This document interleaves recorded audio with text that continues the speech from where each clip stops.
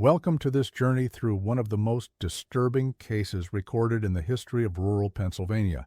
Before we begin, I invite you to leave in the comments where you're watching from and the exact time you're listening to this narration. We're interested in knowing which places and what times of day or night these documented stories reach. In the autumn of 1920, 3 men arrived in the small township of Millbrook, Pennsylvania, with a simple task at hand: to clean and restore an abandoned Victorian house that had stood empty for 7 decades. What began as routine work quickly transformed into something far more sinister. The property, known locally as the Blackwood Estate, sat nestled against the edge of the Allegheny Forest, its weathered facade a testament to decades of neglect. County records showed the house had been vacant since 1850, following the mysterious departure of its original owners. The property deed had passed through several hands over the decades, but no one had lived there. A distant heir from Boston had finally decided to renovate and sell. The Blackwood Estate wasn't particularly remarkable in its architecture, a 3-story Victorian with the typical ornate trim and multiple gabled roofs common to wealthy homes of the mid-19th century.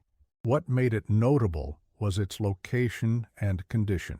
Situated on nearly 40 acres of land that bordered the dense Allegheny Forest to the west, the property existed in a curious isolation, despite being just 3 miles from the Millbrook town center. No other homes had been built within a half-mile radius, unusual for an area that had seen steady development throughout the latter half of the 19th century. According to the Millbrook Historical Society records, which were unfortunately lost in a courthouse fire in 1965, the property had been purchased in 1842 by Dr. Elias Blackwood, a physician who had relocated from Boston with his wife. Local tax records indicated Blackwood had paid a considerable sum for the land and invested heavily in the construction of the house, which was completed in 1845. Newspaper accounts from the Millbrook Gazette described Blackwood as a gentleman of science and medicine, possessed of considerable private means and scholarly disposition. He apparently maintained a small medical practice in town, but was primarily engaged in unspecified research. By 1920, the house had acquired a certain notoriety among locals. While there were no specific legends or ghost stories attached to the property, nothing so definite or dramatic, there was a general reluctance to approach it. As Eleanor Crane, a lifelong Millbrook resident, told a researcher in 1961, "Nobody ever said don't go there. Nobody needed to. You just knew the Blackwood place wasn't somewhere you wanted to find yourself, especially after dark." Animals seemed to avoid the property, too. You'd never see deer or even birds near that house. Robert Davenport, a 42-year-old contractor from Philadelphia, led the renovation crew. His associates, Michael Harrington and Thomas Weiss, both in their mid-30s, had worked with him on several projects across the state. According to Millbrook Township records, the men registered at the local boarding house on September 14, 1920, with an expected stay of 3 weeks. "Just routine work," Davenport reportedly told the boarding house proprietor, Mrs. Eleanor Simmons. "The place needs a good scrubbing and some repairs, nothing more." Davenport came highly recommended by architectural firms in Philadelphia.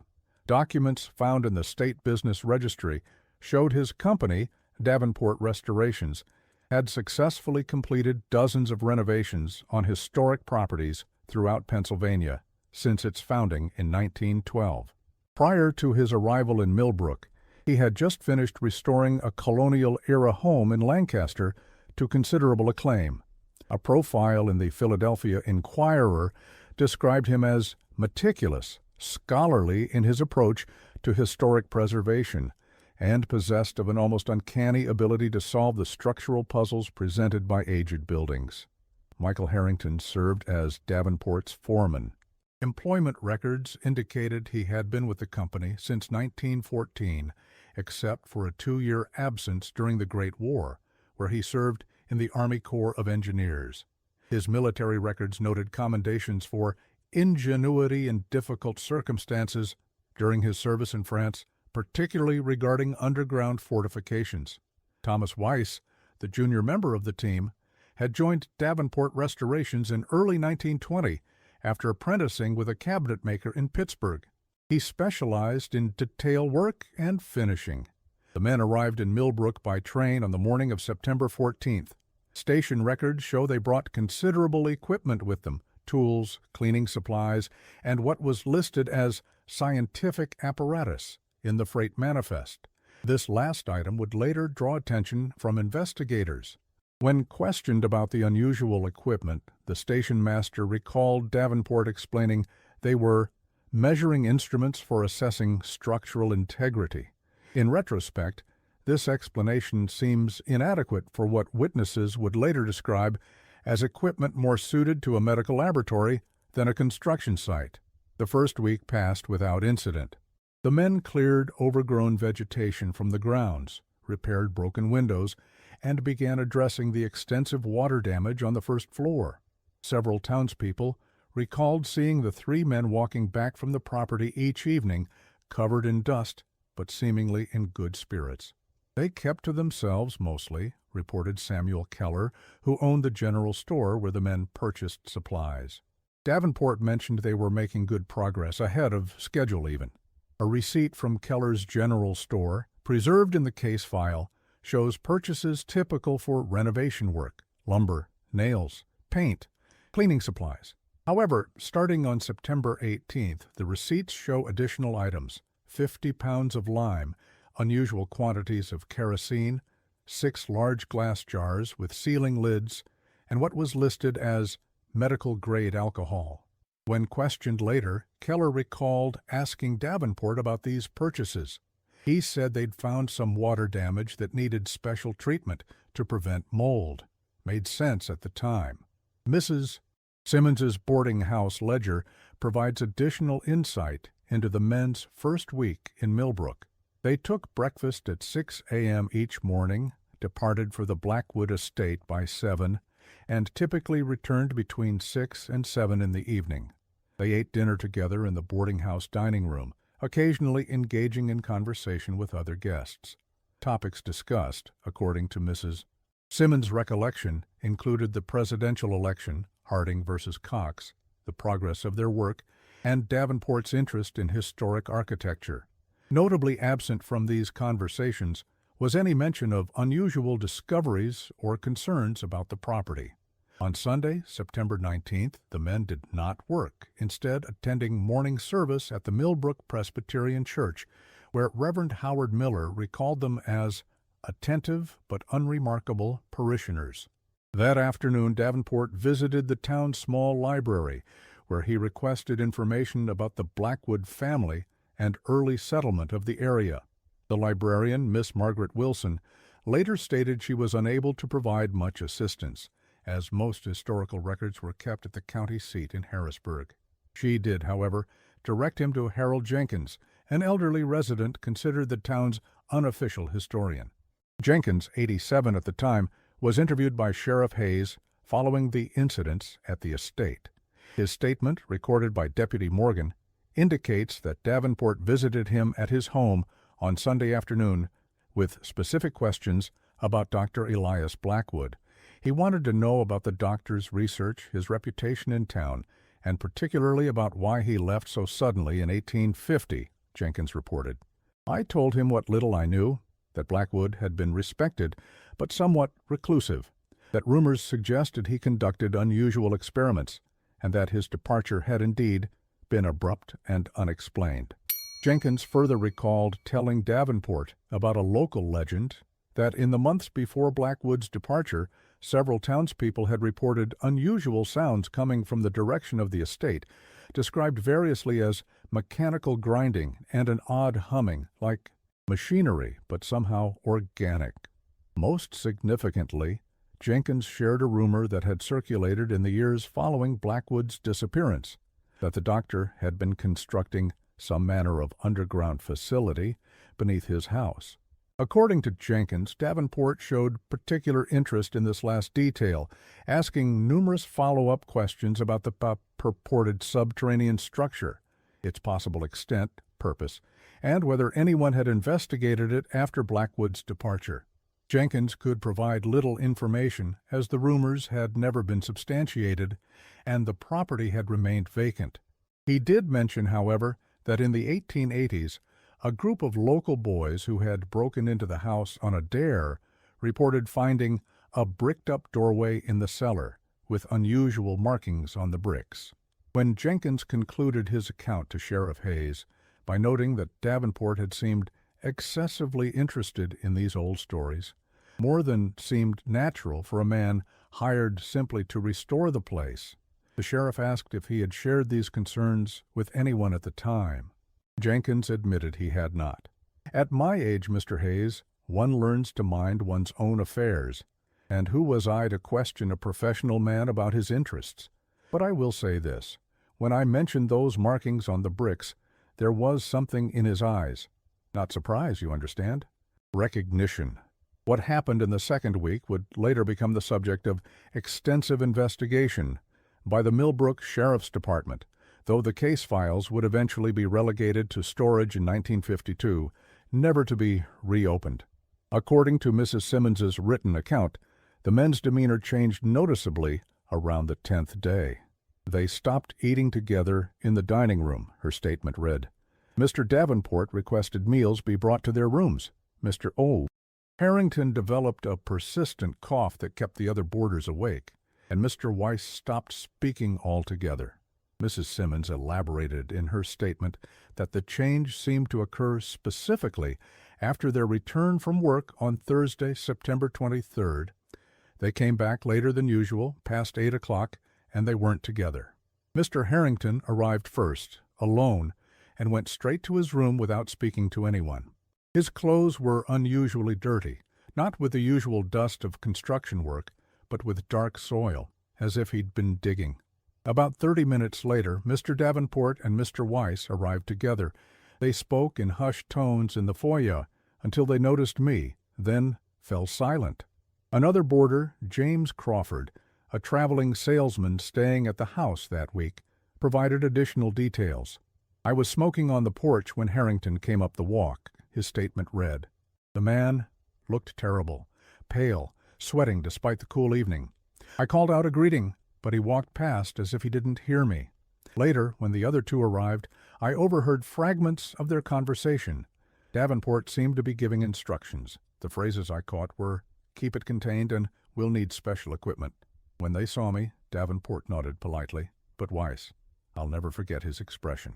Pure terror. On Friday, September 24th, the men's behavior grew increasingly unusual. Rather than departing together at their usual early hour, they left separately, with Davenport going first around 6:30 a.m., followed by Weiss an hour later. Harrington did not leave his room until nearly noon. Mrs. Simmons reported hearing him pacing throughout the morning, and when he finally emerged, he asked for coffee but refused food. She described him as feverish in appearance with an unnatural pallor. When she suggested he might need a doctor, he reportedly laughed in a manner she found disturbing and said, "No doctor can help with this, ma'am." Later that day, Davenport made two unusual requests. First, he asked Mrs. Simmons if there was a telegraph office in town, and upon learning there was not, he paid one of the local boys, Timothy Rogers, to take a message to the office in Harrisburg. The contents of this telegraph were never discovered, as the records were routinely destroyed after 6 months.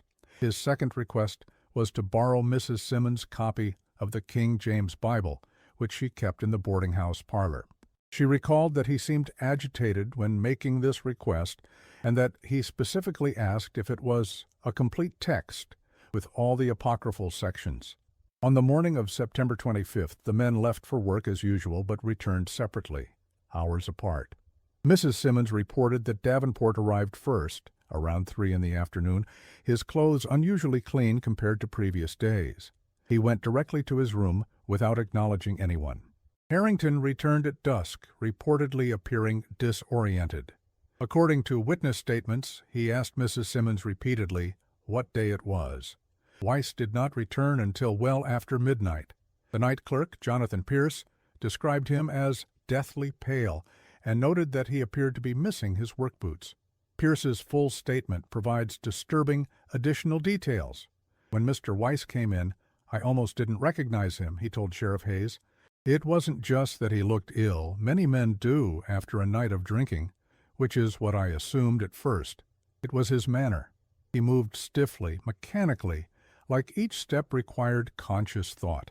When I asked if he was well, he stared at me for nearly a full minute before responding. His exact words were, "I am here. I am still here." Then he proceeded up the stairs, leaving muddy footprints. I noticed then that he was in his stocking feet. The following morning, only Davenport appeared for breakfast. When asked about his colleagues, he reportedly stated they were feeling unwell and would remain in their rooms. He departed for the Blackwood estate alone. Mrs. Simmons, concerned about Harrington's worsening cough, attempted to check on him around noon, but received no response to her knocking. Similarly, Weiss did not answer his door when meal service was offered.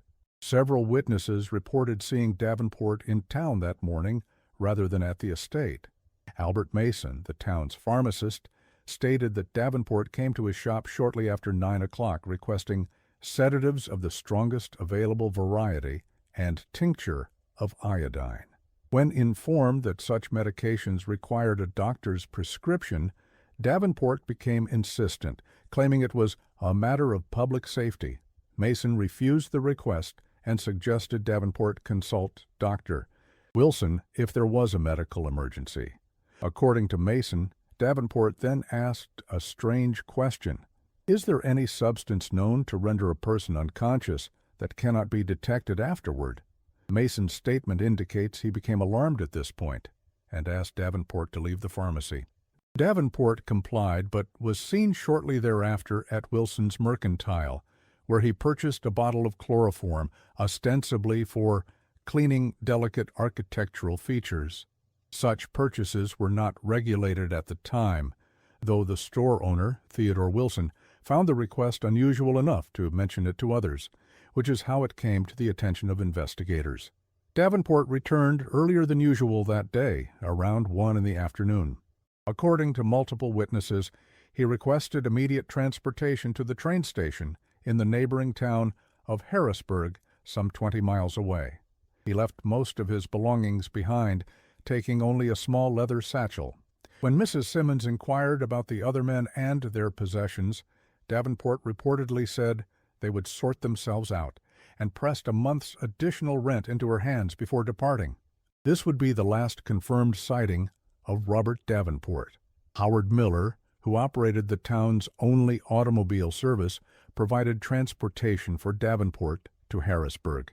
In his statement, Miller recalled that Davenport appeared unusually agitated during the journey. He kept looking back over his shoulder, as if expecting to see someone following us, Miller reported. About halfway to Harrisburg, he asked me to stop the car. He got out and walked to the edge of the forest that bordered the road. He stood there for several minutes, staring into the trees. When he returned to the car, he was visibly shaking. He asked me how far the Allegheny forest extended and whether there were any caves or unusual geological features in the area. Miller further stated that as they approached Harrisburg, Davenport asked not to be taken to the train station as originally requested, but instead to the Western Union Telegraph office. Miller waited in the car while Davenport went inside. When he returned approximately 15 minutes later, Davenport asked to be taken to a hotel rather than the station. Miller complied, dropping him at the Harrisburg Grand Hotel around 4 in the afternoon. Hotel records confirm that a man identifying himself as Robert Davenport checked in that day, but checked out unexpectedly at 11 p.m. the same night, leaving behind a paid bill but taking no luggage with him. Concerned about the sudden departure and the continued silence from the other rooms, Mrs. Simmons contacted Sheriff William Hayes that evening. Upon forcible entry to the rooms, authorities found them empty. Both men's belongings remained, including their wallets containing identification. Sheriff Hayes noted in his report that both beds appeared undisturbed, as if they hadn't been slept in. Harrington's handkerchief, stained with what appeared to be soil rather than the expected signs of illness, was found on the floor. Deputy Morgan's supplementary report provides additional details about the state of the rooms. In Harrington's room, a notebook was found containing what appeared to be technical drawings and measurements. These included detailed sketches of underground chambers labeled with notations such as primary containment area and secondary barrier system. The final page contained a hastily written note, structural integrity compromised, estimated 3 to 5 days before complete failure. Artie refuses to acknowledge the implications. In Weiss's room, investigators found his clothing laid out neatly on the bed, including socks and undergarments, suggesting he had changed his clothes completely before departing. More disturbing was the discovery of his boots in the wardrobe, their soles covered with a sticky black substance unlike ordinary mud. Chemical analysis performed by Dr. Wilson determined the substance contained organic compounds consistent with decomposition products and traces of an unidentified metallic element. Most puzzling was a series of marks carved into the wooden floor beneath the room's single window, symbols that bore a striking resemblance to those later discovered in the cellar of the Blackwood estate. With 2 men missing and 1 fled, Sheriff Hayes organized a search party to investigate the Blackwood estate the following morning.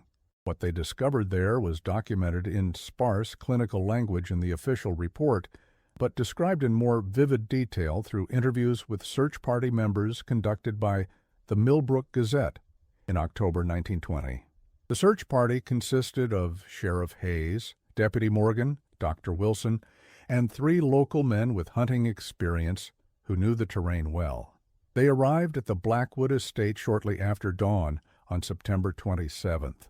Deputy Morgan's report notes that their first observation was the unusual silence surrounding the property. No birdsong, no insect noise, none of the ambient sounds typical of the forest edge.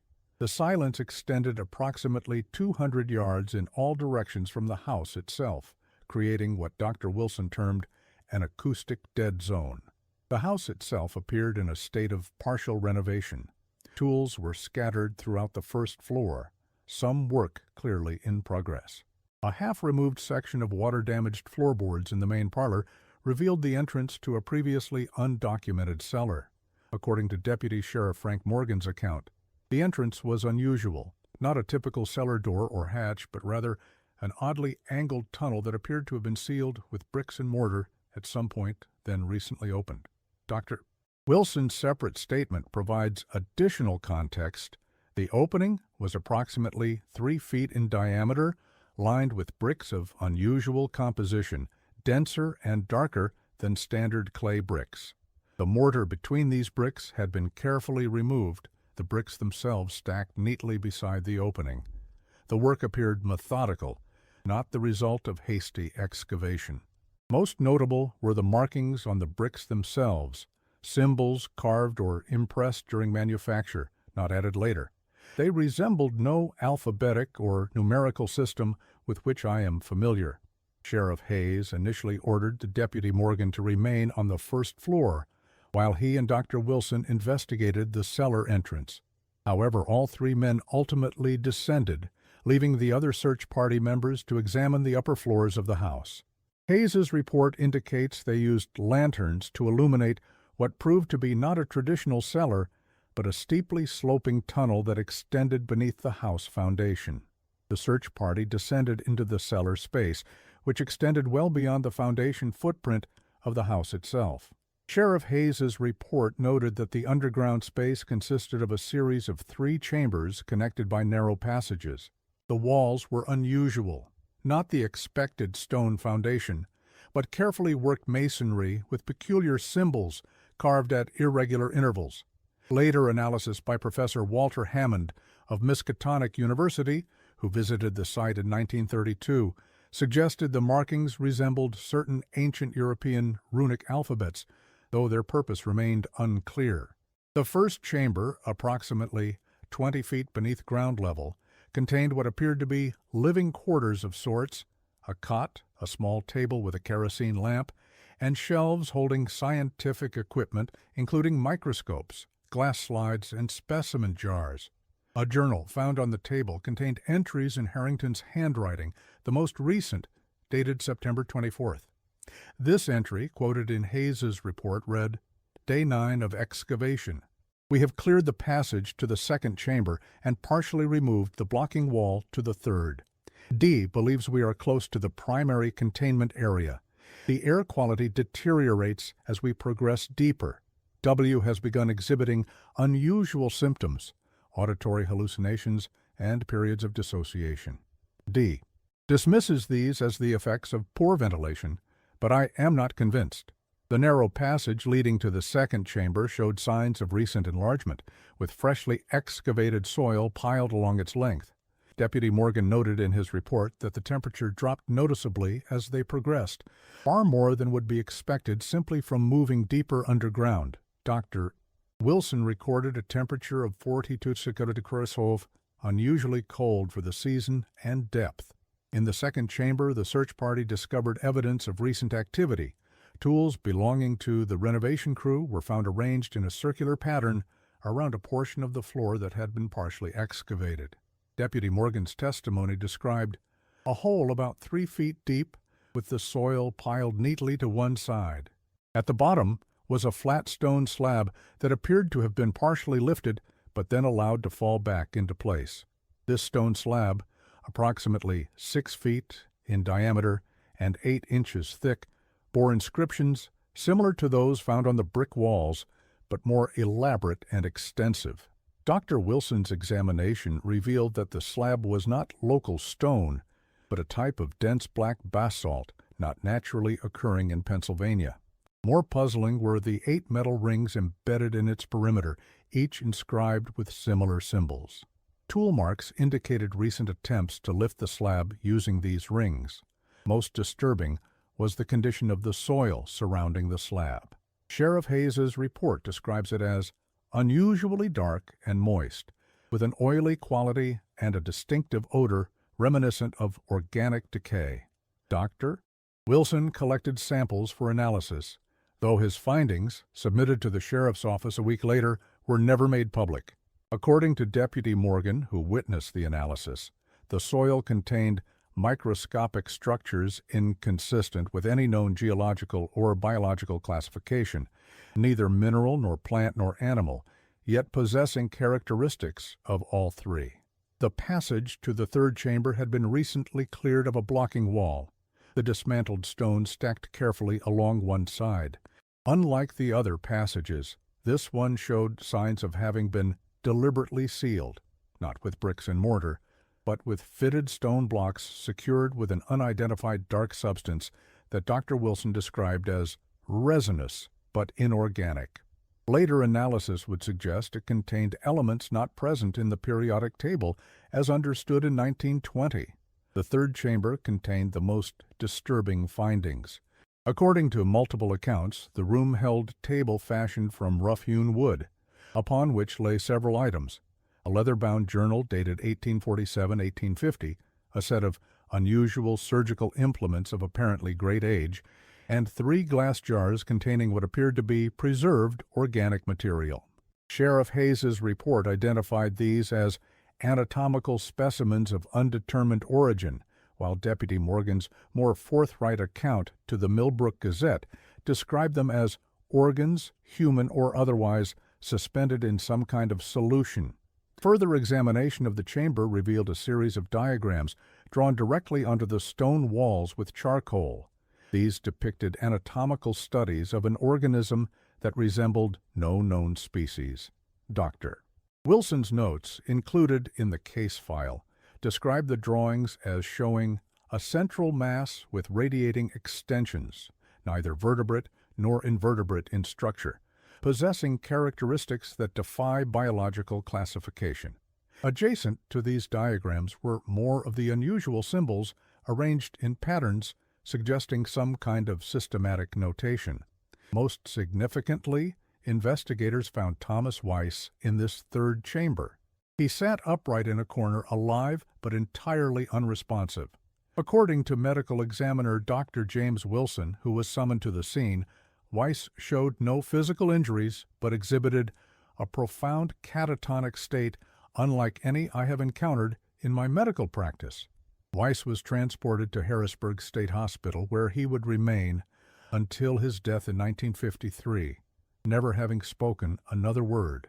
Dr. Wilson's medical report, filed 3 days after Weiss's admission to the hospital, provides disturbing additional details. The patient exhibits no response to external stimuli. Neither pain, light, nor sound appears to register. Pupillary reflexes are present but sluggish. Heart rate and respiration are abnormally slow. Body temperature is consistently below normal at approximately 95 degree watts. Most unusual is the periodic movement observed primarily during the night hours. The patient's right hand repeatedly traces patterns in the air that correspond to the symbols found at the Blackwood estate. These movements occur with mechanical precision at intervals of exactly 37 minutes. Michael Harrington was not found on the property. A single work boot, identified as his by Mrs. Simmons, was discovered at the edge of the property, where the landscaped grounds met the forest. A search of the surrounding woodland yielded no further evidence of his whereabouts. He was officially declared missing, and despite periodic searches over the next 2 years, no trace of him was ever found. The boot itself became a subject of particular interest to investigators. Dr. Wilson's examination revealed that the leather had undergone an unusual form of degradation, becoming brittle and discolored in a pattern that radiated from the sole upward. More concerning were traces of the same black substance found on Weiss's boots, concentrated around the eyelets and laces. Most puzzling was the discovery that the iron nails securing the boot's sole to its upper had been transmuted into another metal that subsequent analysis identified as similar to, but distinct from, silver. In the days following the discovery at the Blackwood estate, Sheriff Hayes conducted interviews with Millbrook residents who had interacted with the 3 men. A pattern emerged suggesting that Davenport, at least, had come to Millbrook with more than renovation in mind. Timothy Rogers, the boy who had carried Davenport's telegraph message to Harrisburg, recalled that during their journey, Davenport had questioned him extensively about local legends regarding the Blackwood estate. He seemed especially interested in whether anyone had ever gone missing near the property, Rogers stated. He asked if I had ever heard strange sounds coming from that direction, particularly at night. When I told him my grandfather once mentioned a low humming sound, he became very excited and offered me an extra $1 to remember any other details. The journal discovered in the 3rd chamber became a subject of particular interest. According to Sheriff Hayes's report, it contained the personal writings of Dr. Elias Blackwood, the original owner of the house. The journal's contents were never made public in their entirety, but excerpts appeared in Professor Hammond's 1936 monograph, Architectural Anomalies in Early Pennsylvania Estates, published by Miskatonic University Press. According to Hammond, Dr. Blackwood described himself as a natural philosopher, interested in the boundaries between the living and the inert. The journal detailed experiments conducted in the chambers beneath the house, initially focused on the preservation of organic matter, but gradually shifting toward more esoteric subjects. In later entries, Blackwood made reference to entities that exist in the spaces between conventional matter and the permeable nature of perceived reality. Hammond's monograph quotes one particularly disturbing passage from April 1849. Success at last. The barrier has been breached, though in a limited fashion. That which exists beyond responds to specific frequencies of sound and light. Communication is challenging, but not impossible. They perceive time differently. What we experience as moments, they experience as a continuous flow, without division. Most significant is their relationship to organic matter. When exposed to living tissue, they display behavior analogous to curiosity, though this anthropomorphic interpretation may be wholly inadequate. A subsequent entry from June 1849 reads, "The containment measures have proven effective thus far, though I observe a gradual degradation of the materials." The entities, if that term is even applicable, exert an influence on physical matter that resembles erosion but operates according to different principles. Metal objects in proximity to the containment area undergo molecular changes inconsistent with known chemical processes. Organic materials fare worse, exhibiting accelerated decomposition followed by reconstitution in novel configurations. The implications for medical science are profound if the process can be controlled. The final dated entry from April 1850 read simply, "It is too late. What we have invited cannot be uninvited.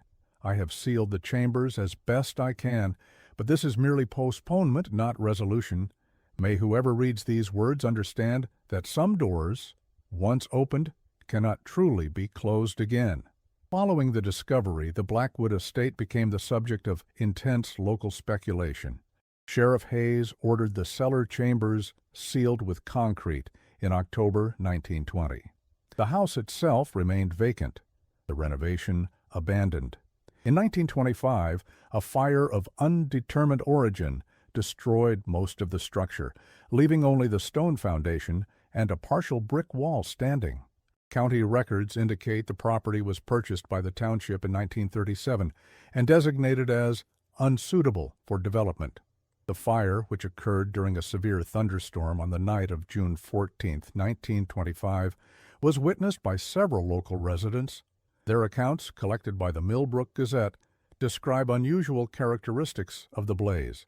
Martin Reynolds, whose farm was the nearest inhabited property to the estate, reported that the flames were wrong, too white, almost blue in places, and they moved against the wind. Eliza Thornton, who observed from her home approximately a mile away, stated that there was no smoke, just those terrible flames, and no sound either, despite the size of the fire. It was as if the house was being consumed in silence. Fire Chief Edward Simmons, no relation to the boarding house proprietor, led the response, though his team arrived too late to save the structure.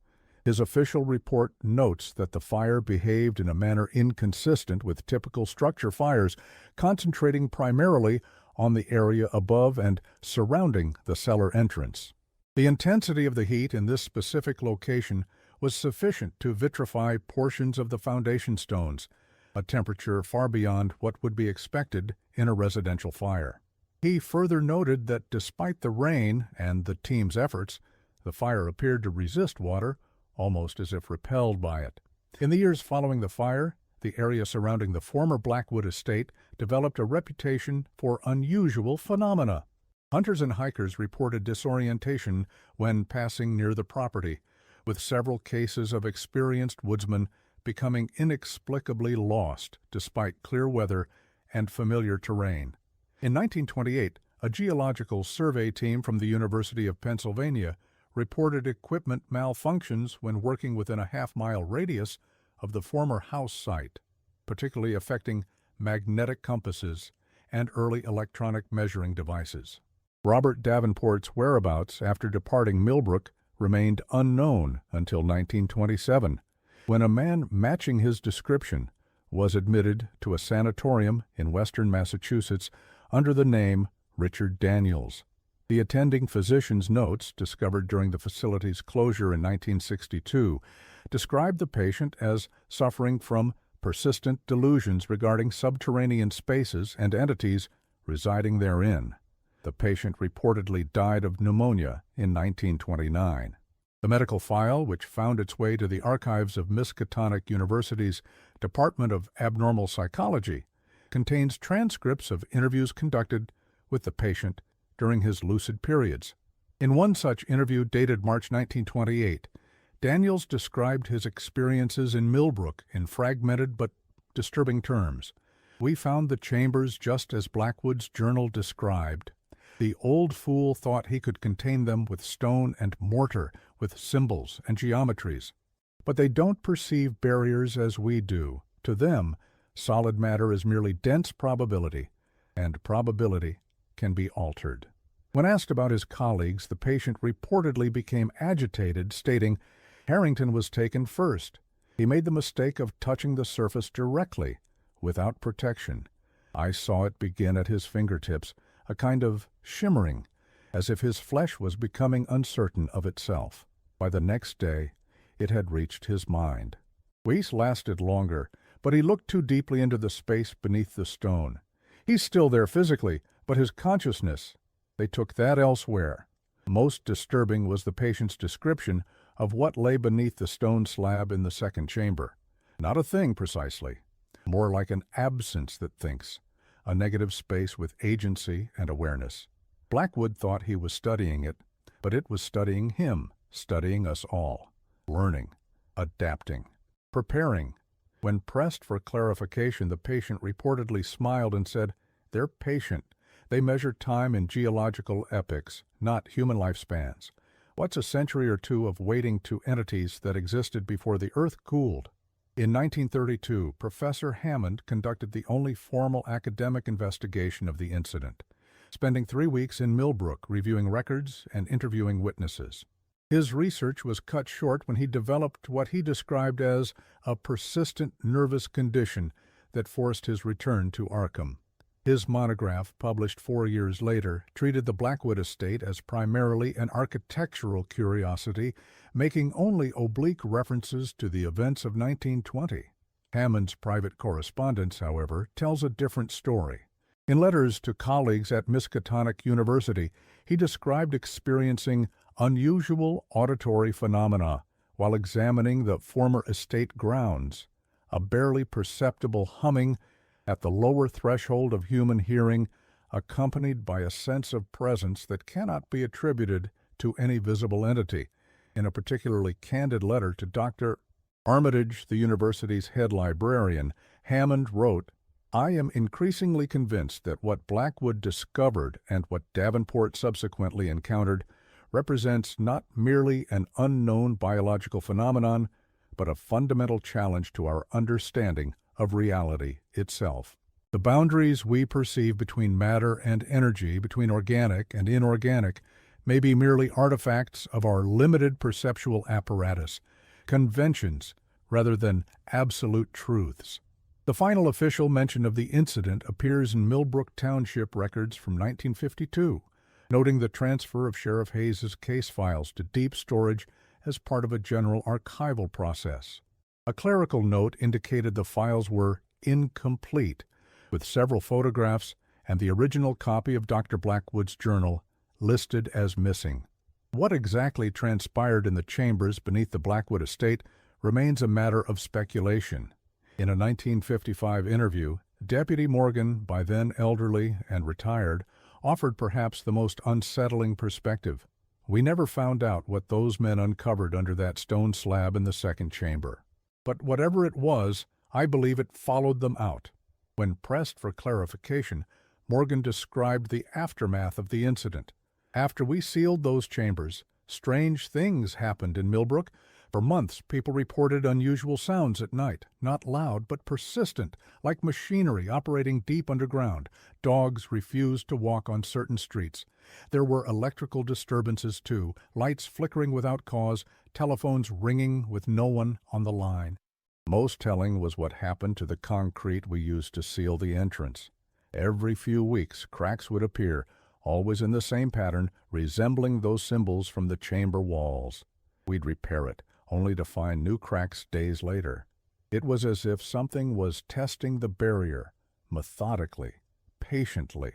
Morgan further revealed that Sheriff Hayes had maintained an unofficial watch on the property for years after the official investigation concluded. Bill was changed by what he saw down there, Morgan stated. He never discussed it openly, but he visited the site at least once a month until his death in 1939. He kept a private journal of his observations, which his widow burned at his request.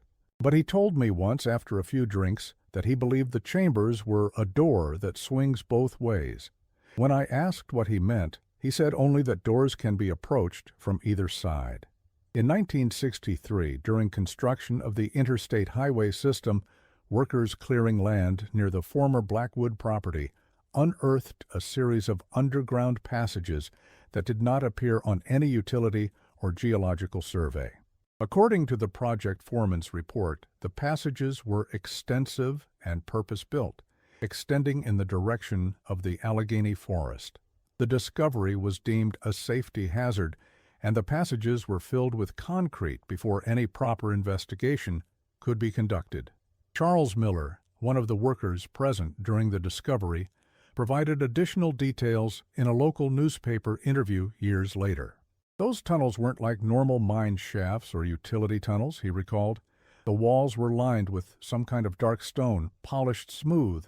What struck me most was the temperature. It was July, brutally hot above ground, but down there it was cold enough to see your breath. And the air had a strange quality to it, heavy and metallic tasting. None of us wanted to stay down there longer than absolutely necessary. Miller described finding unusual objects in the tunnels. There were these metal discs embedded in the walls at regular intervals, about the size of dinner plates, covered with markings similar to what you'd see on an astrolabe or some old navigational instrument. They seemed to vibrate slightly when approached, though that might have been a trick of the light. The foreman ordered us not to touch anything, and we were happy to comply. The whole place felt wrong somehow.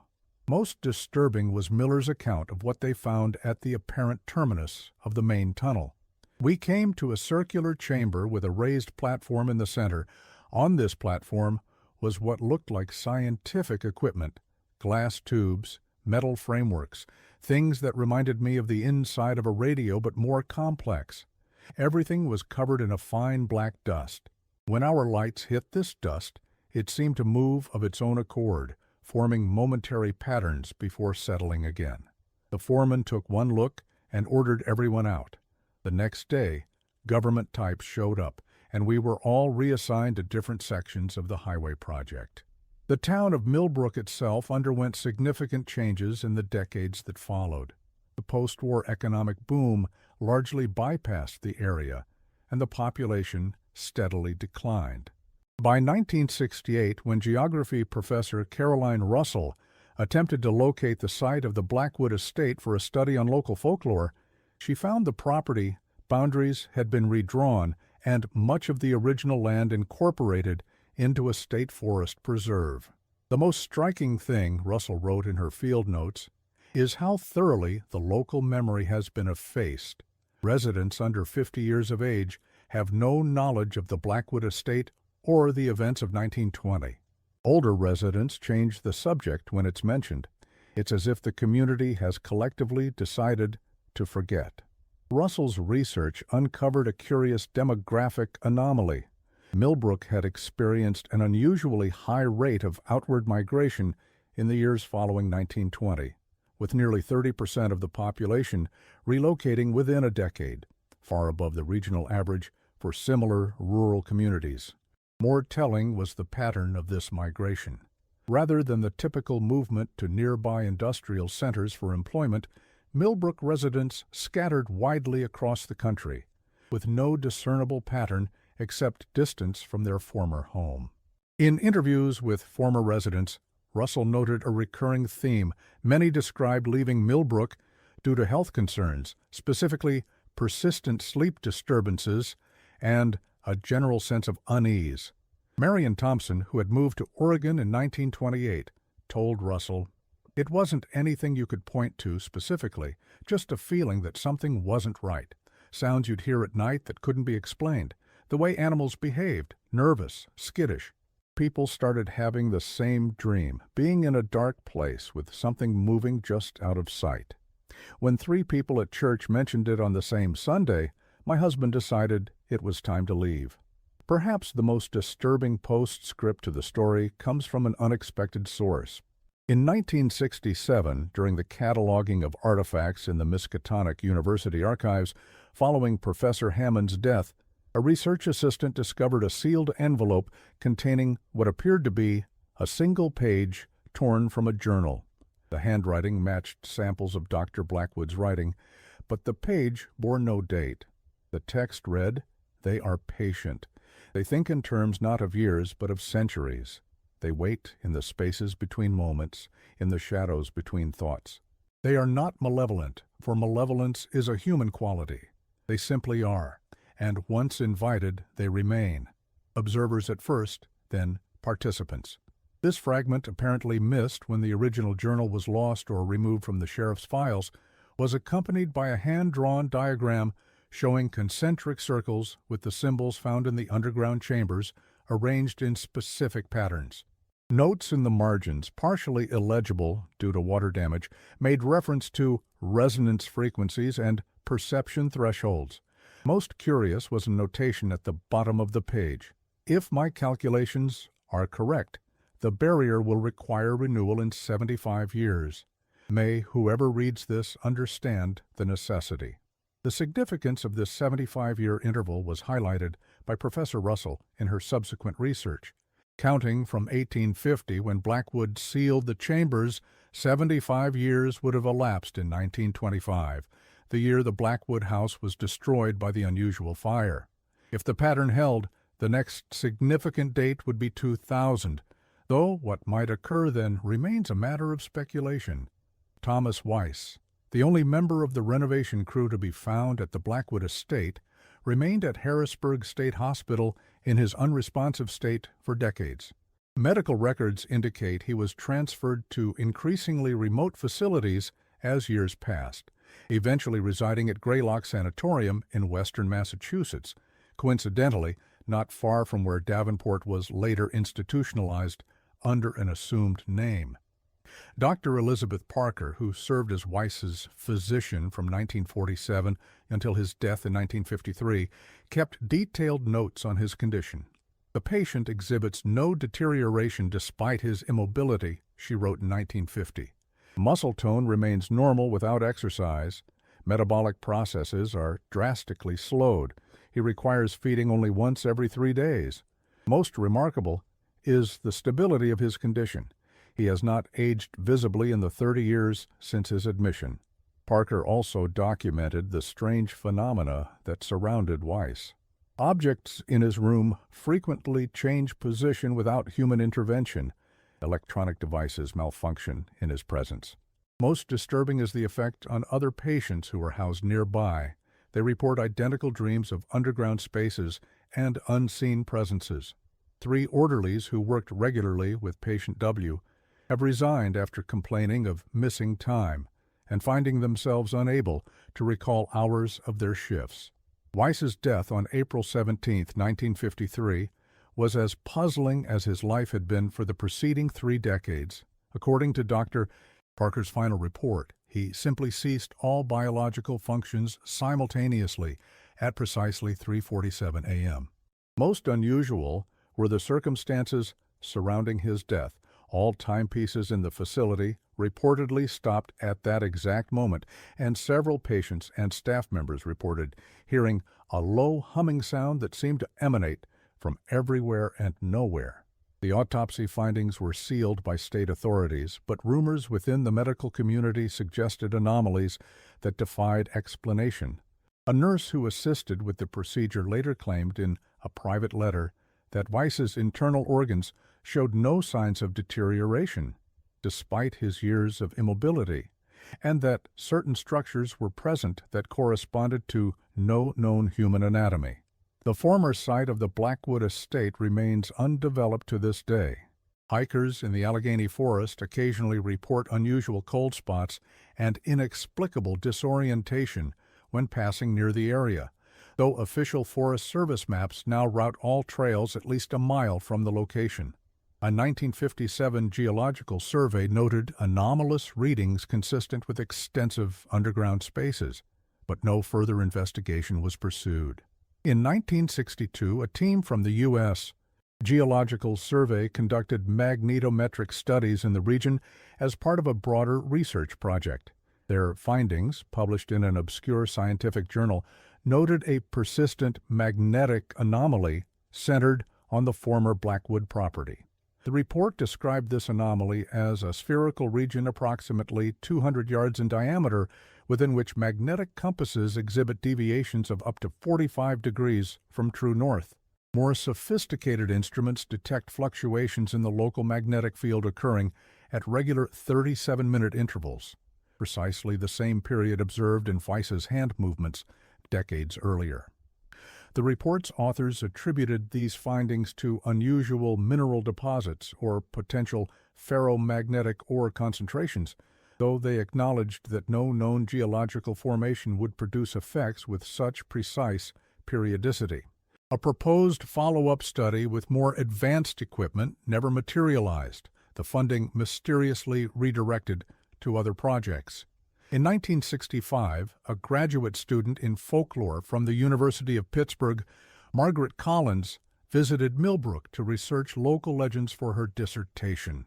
Her interviews with elderly residents revealed a curious development. While the details of the 1920 incident had faded from public memory, a new legend had emerged among the younger generation. Children in Millbrook told stories about the humming place in the forest, a spot where, if you stood very still and listened carefully, you could hear a sound like a machine running underground. Parents dismissed these tales as childish imagination, unaware of their eerie resonance with historical events. Collins also documented local beliefs about a phenomenon called forest time, described as brief periods when watches run at different speeds in certain areas of the woodland near the former Blackwood property. Hikers reported checking their timepieces to discover that hours had passed in what seemed like minutes, or conversely, that only minutes had elapsed during what felt like hours of walking. These temporal anomalies were inevitably attributed to confusion or faulty timepieces, but their consistency and specific geographical concentration suggested something more unusual. In the winter of 1969, an elderly man checked into the same boarding house where Davenport, Harrington, and Weiss had stayed nearly 50 years earlier. According to the proprietor's account, the man asked specifically about the Blackwood estate and seemed disappointed to learn of the house's destruction. He spent several days walking in the vicinity of the former property despite the severe weather.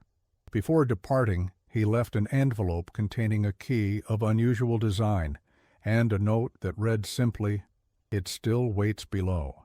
The proprietor, Martha Wilson, granddaughter of Mrs. Simmons, described the visitor as scholarly in appearance with a Boston accent and estimated his age at around 70. When she asked his name, he hesitated before answering Hammond, though no identification was provided to verify this claim.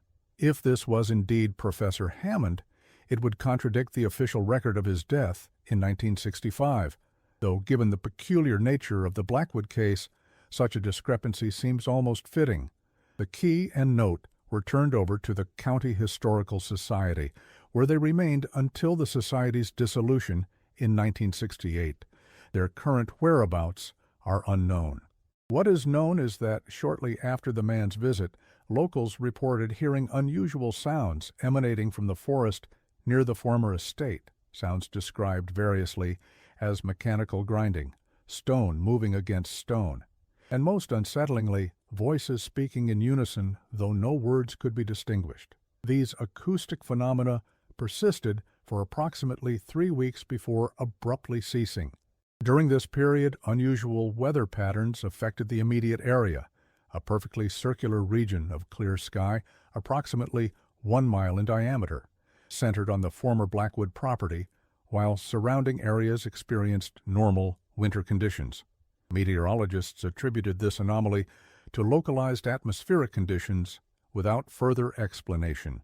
In 1972, a team of speleologists investigating cave systems in western Pennsylvania stumbled upon what appeared to be a man-made tunnel intersecting with a natural limestone formation approximately 12 miles from the Blackwood site. They explored approximately 50 yards before reaching a collapse that blocked further progress. Before turning back, they reported finding tool marks inconsistent with modern mining techniques and unusual symbols carved into the rock face. Their subsequent attempt to return to the site with proper documentation equipment proved futile. Despite using the same maps and GPS coordinates, the tunnel entrance could not be relocated. Those who venture near the former Blackwood property today report an unusual quality to the silence there. It's not the absence of sound, they say, but rather silence with presence and weight, as if something is perpetually listening. The forest has reclaimed most evidence that human habitation ever existed on the site, but beneath the ground, beyond the reach of seasons and weather, the chambers that Robert Davenport and his colleagues discovered may remain intact, still housing whatever they found there in that autumn of 1920. The most recent documented incident connected to the Blackwood case occurred in the spring of 1968, when a geology student from Pennsylvania State University discovered an unusual rock specimen while hiking near the former estate. The sample, approximately the size of a baseball, contained what appeared to be fossilized organic material of indeterminate origin. Upon returning to campus, the student placed the specimen in a laboratory storage cabinet, intending to examine it more thoroughly the following day. According to witness statements, the storage cabinet was found open the next morning, its contents apparently undisturbed except for the specimen, which had disintegrated into a fine black powder. This powder, when examined under a microscope, displayed unusual properties. The individual particles appeared to move independently when isolated, forming momentary patterns before dispersing again.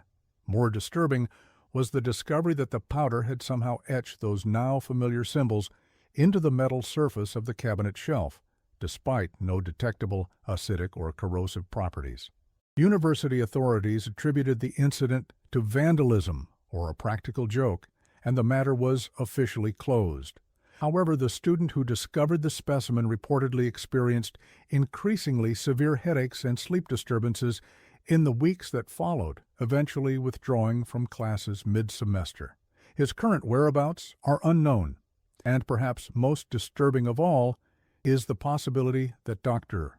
Blackwood was correct, that some doors, once opened, cannot truly be closed again, that whatever moved through that door in 1850, and perhaps again in 1920, continues to exist in the spaces between conventional matter, in the permeable boundaries of perceived reality, waiting, patient, thinking not in terms of years, but of centuries.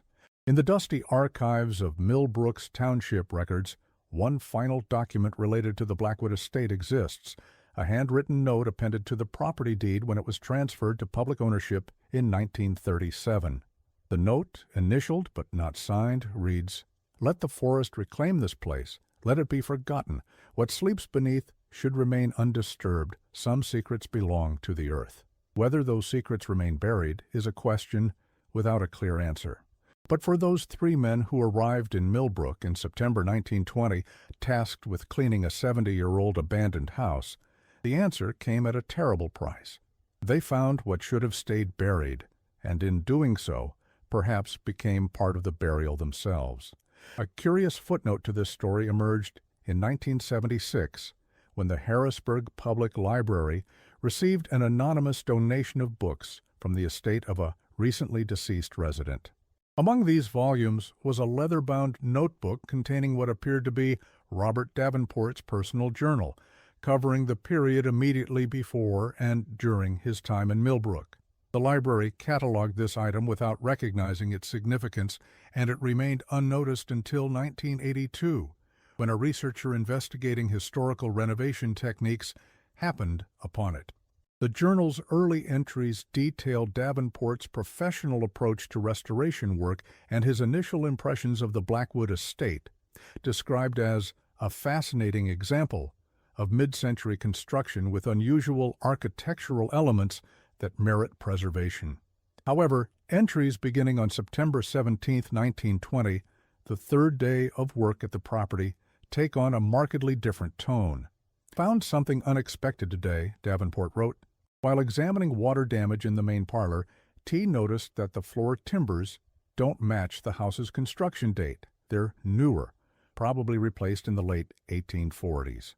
When we removed a section to assess the extent of rot, we discovered the original floor had been cut away to create access to something below, not a standard cellar entrance by any means. H thinks it might be a priest hole or smuggler's cache, but the design is all wrong for that. I'm reminded of Hammond's monograph on hidden architectural spaces, particularly his theory about chambers of contemplation used by certain esoteric societies. Subsequent entries document the team's discovery of the sealed brick entrance and their decision to open it, motivated initially by professional curiosity, but increasingly by what Davenport described as an inexplicable compulsion to see what lies beyond. By September 20th, his writing shows signs of obsession with multiple pages dedicated to detailed drawings of the symbols found on the bricks and speculations about their meaning. The final dated entry, September 24th, contains a passage that perhaps best encapsulates the horror of what transpired. H. touched it today. God help him. He brushed his bare hand against the surface beneath the slab before we could stop him. The change was instantaneous, not physically, but in his eyes. Something looked out through them that wasn't him anymore, something old and patient and utterly alien. It spoke with his mouth, asking questions about our world as if encountering it for the first time. "How do you perceive time?" it asked. "How do you maintain coherence?" When W. tried to help him, H. simply looked at him and said, "You next." We restrained him and brought him back to town, but I fear it's spreading. W. hasn't spoken since the incident, and I feel something watching from behind my own thoughts, waiting for a moment of weakness. The journal ends abruptly mid-sentence on a page dated September 25th. The barrier is failing. What Blackwood contained is emerging. I must warn, the Harrisburg Library reported the journal missing from its collection in 1985, its disappearance as mysterious as its arrival. The researcher who discovered it managed to photograph several pages before its loss, though these images show curious distortions and areas of inexplicable blurring, as if the contents actively resisted documentation. Those familiar with the Blackwood case often note the pattern of information appearing briefly before vanishing again, documents lost, witnesses falling silent, investigations abandoned. It's as if the story itself possesses a kind of unstable reality, existing in a liminal state between historical fact and folklore.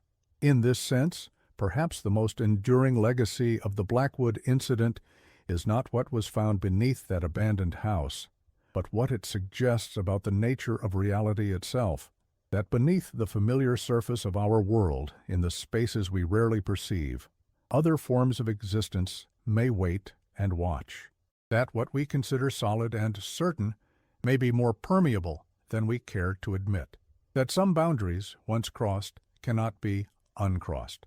And so, the story of the three men who cleaned a 70-year-old abandoned house in 1920 and found what should have stayed buried remains incomplete, fragments of a puzzle whose full picture may be better left unassembled. For those who delve too deeply into such mysteries as Robert Davenport discovered, curiosity can exact a terrible price. Some doors are sealed for a reason, and some secrets belong to the earth.